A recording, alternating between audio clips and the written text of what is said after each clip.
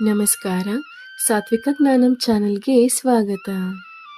ಇಲ್ಲಿ ನಾವು ಆಳವಾದ ಆಧ್ಯಾತ್ಮಿಕತೆ ಮತ್ತು ಸ್ವಯಂ ಅರಿವನ್ನು ಅನ್ವೇಷಿಸೋಣ. 12ನೇ ಅಧ್ಯಾಯದ 10ನೇ ಶ್ಲೋಕ. ಅಭ್ಯಾಸೇಪ್ಯ ಸಮರ್ಥೋಸಿ ಮತ್ಕರ್ಮ ಪರಮೋ ಭವ ಮದರ್ಥಮಪಿ ಕರ್ಮಾಣಿ ಕುರ್ವನ್ ಸಿದ್ಧಿಮವಾಪ್ಸ್ಯಸಿ.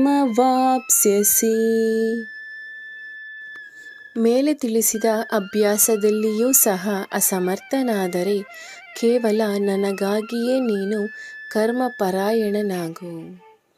ಹೀಗೆ ನನ್ನ ನಿಮಿತ್ತವಾಗಿ ಕರ್ಮಗಳನ್ನು ಮಾಡುತ್ತಾ ಇದ್ದರೂ ಸಹ ನನ್ನ ಸಾಕ್ಷಾತ್ಕಾರ ರೂಪಿ ಸಿದ್ಧಿಯನ್ನೇ ಪಡೆಯುವೆ.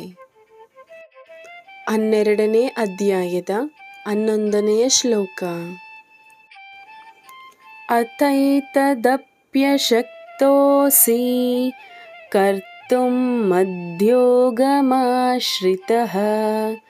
ಸರ್ವಕರ್ಮಫಲತ್ಯಾಗನ್ ತತಃ ಕುರು ಯಥಾತ್ಮವಾನ್.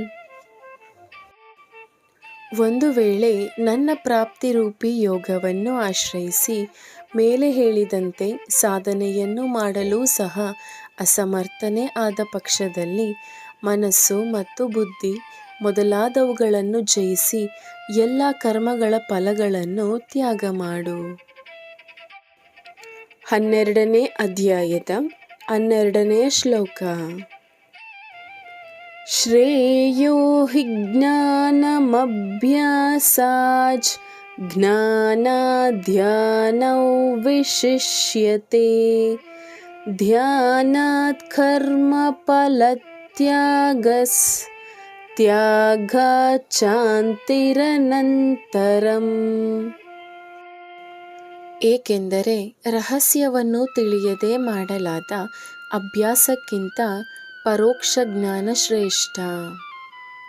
ಪರೋಕ್ಷ ಜ್ಞಾನಕ್ಕಿಂತ ಪರಮಾತ್ಮನಾದ ನನ್ನ ಧ್ಯಾನ ಶ್ರೇಷ್ಠ ಮತ್ತು ಧ್ಯಾನಕ್ಕಿಂತಲೂ ಕರ್ಮಫಲಗಳೆಲ್ಲವನ್ನು ನನಗಾಗಿ ತ್ಯಾಗ ಮಾಡುವುದು ಶ್ರೇಷ್ಠ.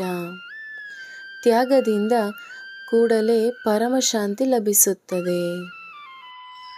ನಿಮಗೆ ಈ ಮಾಹಿತಿ ಇಷ್ಟವಾದಲ್ಲಿ ಲೈಕ್ ಮಾಡಿ, ಶೇರ್ ಮಾಡಿ ಹಾಗೂ ಈ ಚಾನಲ್ನ ಎಲ್ಲ ವಿಡಿಯೋಗಳಿಗಾಗಿ ಸಬ್ಸ್ಕ್ರೈಬ್ ಮಾಡಿ ಹಾಗೂ ಆಲ್ ಎನ್ನುವ ಬೆಲ್ ಐಕಾನನ್ನು ಕ್ಲಿಕ್ ಮಾಡಿ.